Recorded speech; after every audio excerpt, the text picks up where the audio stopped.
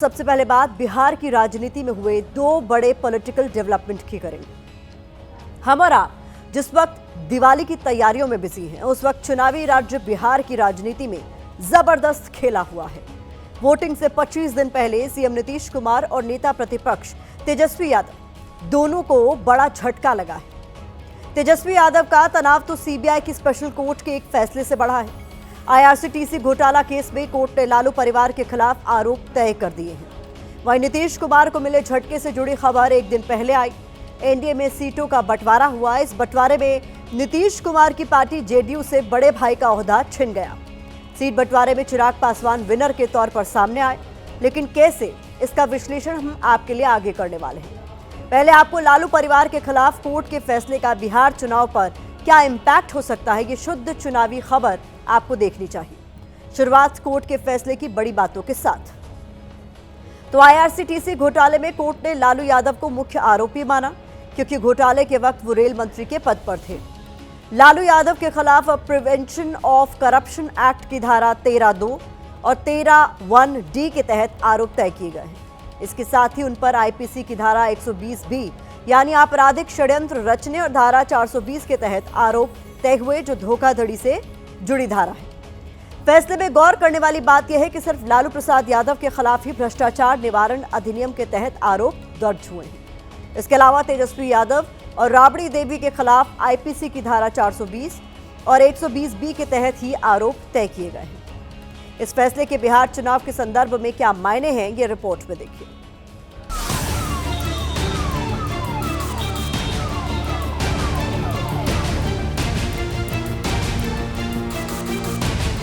Court ने लालू यादव से पूछा कि क्या आप अपना अपराध मानते हैं। लालू यादव समेत राबड़ी देवी और तेजस्वी यादव ने आरोपों से इनकार कर दिया। पूर्व मुख्यमंत्री राबड़ी देवी ने कहा कि मुकदमे का सामना करेंगे, यह केस गलत है। दिल्ली कोर्ट के फैसले की चर्चा बिहार तक पहुंचने में देर नहीं लगी। शायद तेजस्वी यादव को पहले से इस फैसले के सियासी नुकसान की आशंका थी, इसीलिए उन्होंने तुरंत इसे चुनाव के वक्त हो रहे बदले की राजनीति से जोड़ दिया।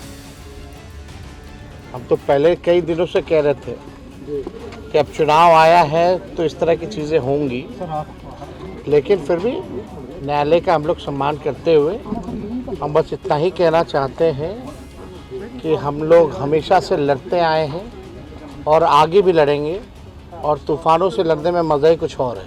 और हम हमेशा अपने पथ को चुना है, संघर्ष के पथ को चुना है। हम अच्छे मुसाफिर भी बनेंगे और मंजिल पर भी पहुँचेंगे। आईआरसीटीसी घोटाले में फैसले की टाइमिंग काफी अहम है। पहले दौर की वोटिंग में 25 दिन बाकी है। ऐसे में भ्रष्टाचार के मुद्दे पर लालू परिवार के खिलाफ आरोप तय होना एनडीए के लिए किसी बूस्टर से कम नहीं।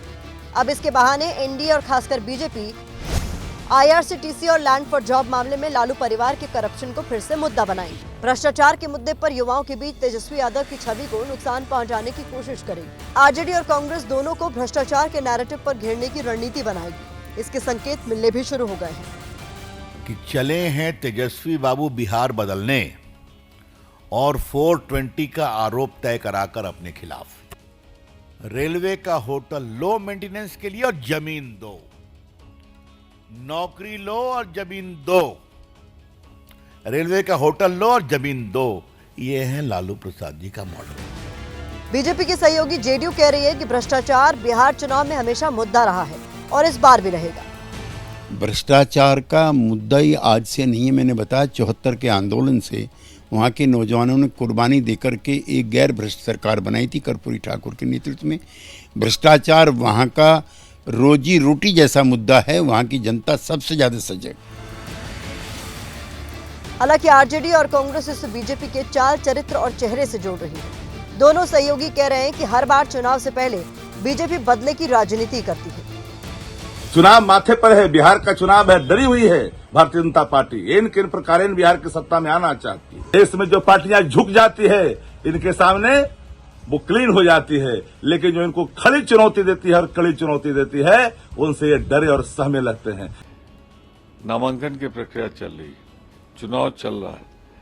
तेजस्वी यादव मुख्य विपक्षी दल के नेता विपक्ष, इसकी टाइमिंग को लेकर मुझे शिकायत। फिलहाल एनडीए के हमलों से महागठबंधन के खेमे में बेचैनी नजर नहीं आती। लेकिन कोर्ट के फैसले से चुनाव प्रचार के दौरान भ्रष्टाचार के मुद्दे पर जुबानी चिंगारियां उठना तय है। कोर्ट के फैसले और भ्रष्टाचार के मुद्दे की चर्चा के बीच एक सर्वे का जिक्र करना जरूरी है। बिहार चुनाव को लेकर IANS मेट्राइज की तरफ से यह सर्वे किया गया है। इसके मुताबिक बिहार में 10% लोगों ने भ्रष्टाचार को बड़ा मुद्दा माना है। इसी सर्वे में बेरोजगारी को मुद्दा मानने वाले लोगों का नंबर 24% है, जो सबसे ज्यादा है। अब आरजेडी के खिलाफ भ्रष्टाचार मुद्दा बनेगा या नहीं, ये तो आने वाला वक्त ही बताएगा। लेकिन एनडीए के भ्रष्टाचार वाले नैरेटिव के खिलाफ आरजेडी की रणनीति भी तैयार है।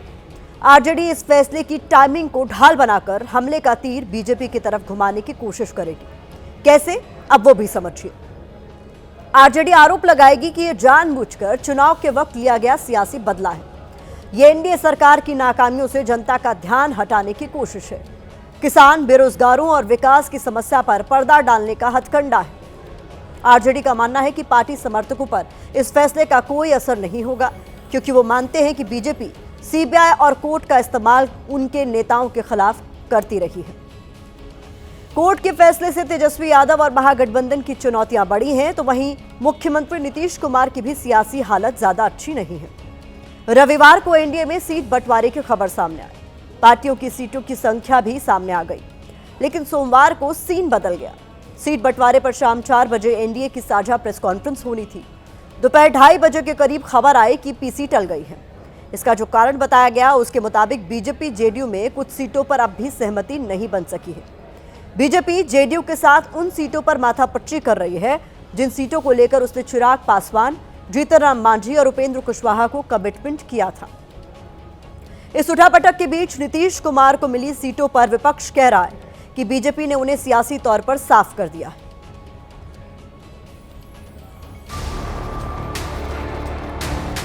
एनडीए के सहयोगी सीट बंटवारे पर दुख को शायरी से बयां करो। राष्ट्रीय लोक मोर्चा के अध्यक्ष उपेंद्र कुशवाहा के शब्दों से तो यही लगता है। उन्होंने पोस्ट किया, आज बादलों ने फिर साजिश की, जहां मेरा घर था वहीं बारिश की। अगर फलक को जिद है बिजलियां गिराने की, तो हमें भी जिद है वहीं पर आशियाना बसाने की। कुशवाहा ने यह पोस्ट 13 अक्टूबर को सुबह 10:42 पर किया। इससे एक दिन पहले भी उन्होंने पोस्ट किया था। सीट बंटवारे पर समर्थकों के बहाने गठबंधन को संदेश देने की कोशिश की थी। कुशवाहा ने सोशल मीडिया पर सीट बंटवारे की कसक दिखाई तो जीतनराम मांझी ने सिर्फ इतना कहा कि दुख तो जरूर है, लेकिन नाराजगी नहीं। हम जिस जाति से आते हैं वो हर वक्त कुछ भी कठिनाई होती है, कुछ भी कमी होती है, उसमें वो जीना सीखा है। मन में दुख तो जरूर है, लेकिन हम एनडीए के जो निर्णय हुआ है उसके खिलाफत नहीं है, संतुष्ट हैं। हालांकि इनका सीट बंटवारे वाला दुख नीतीश कुमार से ज्यादा नहीं है। नीतीश कुमार की पार्टी को 101 सीटें मिली है। बीजेपी ने भी 101 सीटें अपने नाम की है। एलजेपी-आर को 29 और मांझी कुशवाहा की पार्टी को 6-6 सीटें मिली हैं। इससे पहले 2020 में जेडीयू ने 115 और बीजेपी ने 110 सीटों पर चुनाव लड़ा था। यानी जो जेडीयू पहले बड़े भाई की भूमिका में थी, वो अब बीजेपी के बराबर हो गई। इसलिए विपक्ष आरोप लगा रहा है कि बीजेपी ने नीतीश कुमार के साथ खेल कर दिया है। इस खेल के लिए चिराग को तुरुप का इक्का बनाया गया है। कैसे, वो समझिए। बिहार में विधानसभा की कुल 243 सीटें हैं। बहुमत का आंकड़ा 122 है। अगर बीजेपी चिराग पासवान की पार्टी मांझी और कुशवाहा की सीटें मिला दे तो कुल संख्या 142 आती है। अब यही कैलकुलेशन लगाकर विरोधी कह रहे हैं कि बीजेपी के हाथों नीतीश कुमार के दिन जाने वाले हैं। नीतीश कुमार जी को आपने 1 घटा दिया तो उनके रेस्पेक्ट पर पहले ही आपने पूरे प्रदेश में मैसेज दे दिया कि नीतीश कुमार नहीं तो कौन। दरअसल एनडीए की सीट बंटवारे में चिराग की बार्गेनिंग पावर मजबूत हो रही है, क्योंकि उनके पास लोकसभा की 5 सीटें हैं। वो खुद को बार बार पीएम मोदी का हनुमान बताते रहे हैं और नाराजगी भी जताते रहे। दूसरी तरफ मांझी और कुशवाहा दोनों ऐसे नेता हैं जिन पर बीजेपी चिराग के मुकाबले कम ही भरोसा करती है, क्योंकि उनकी राजनीति पाला बदलने वाली रही है। आदरणीय मांझी जी और आदरणीय उपेंद्र कुशवाहा जी को तो घुटने पर ला दिया। 6 सीटों में कुर्सी के लोभ में वो वहाँ एनडीए में बने हैं, नाराजगी भी प्रकट कर रहे हैं। थोड़ा हिम्मत दिखाएं, एनडीए का साथ छोड़ें। कौन किसको साइड करेगा ये 14 नवंबर को तय हो जाएगा। नीतीश कुमार जी का जादू 20 साल से बिहार देख रहा है। 2025 से 30 फिर से नीतीश, ये हमारा नहीं, ये बिहार की जनता का नारा है। 20 सालों के शासनकाल पे यह मोहर लगी है। फिलहाल एनडीए नीतीश के नेतृत्व में ही चुनाव लड़ रहा है। एनडीए की जीत पर नीतीश कुमार ही सीएम होंगे, इस पर अभी तो संशय नहीं है। लेकिन अगर बीजेपी और बाकी सहयोगियों के मुकाबले नतीजों में जेडीयू की सीटें घटती हैं तो नीतीश कुमार के लिए संकट हो सकता है।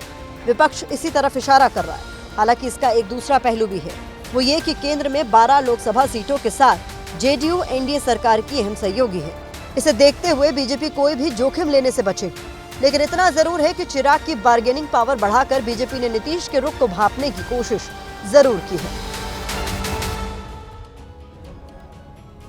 अब वक्त घोटाले वाली खबर पर सोशल मीडिया के ओपिनियन का है तो यूजर्स लिख रहे हैं, खुद करोड़ों का घोटाला कर रहे हैं और लालू यादव को फर्जी फंसाकर जेल भेज रहे हैं।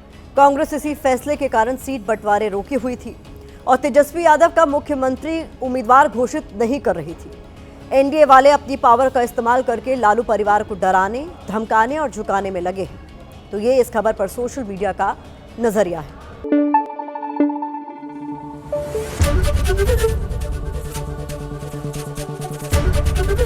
एबीपी न्यूज आपको रखे आगे।